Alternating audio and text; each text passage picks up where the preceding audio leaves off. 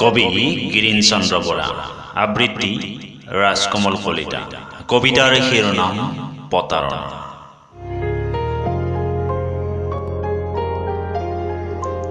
জন, আজি তুমি লিখা কবিতাটো পঢ়িল, কিয় বিচাৰি নাপালো মোৰ অস্তিত্ব। মোৰ কবিতাত তুমি হাঁহি থাকা ডাৱৰে খেলা জন্তীৰ দৰে।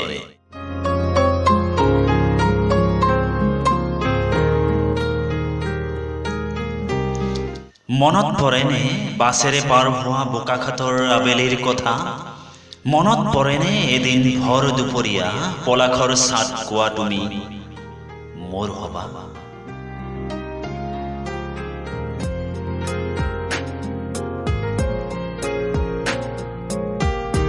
তুমি দিয়া মৰমৰ গামোচাখন এতিয়াও ভক্তিৰ থাপনাত, তালৈ চাই মায়ে নিতে হৰিগুণ গায়।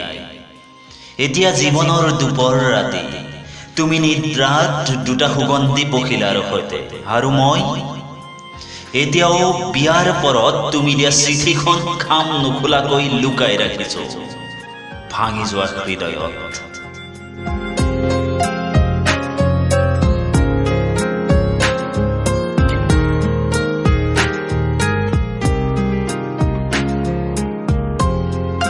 শেষ যাত্ৰা আহিবা, খাম খুলি তুমিয়েই জাপি দিবা তোমাৰ প্ৰতাৰণাৰ দলিলখন মোৰ চিতাৰ বুকুত।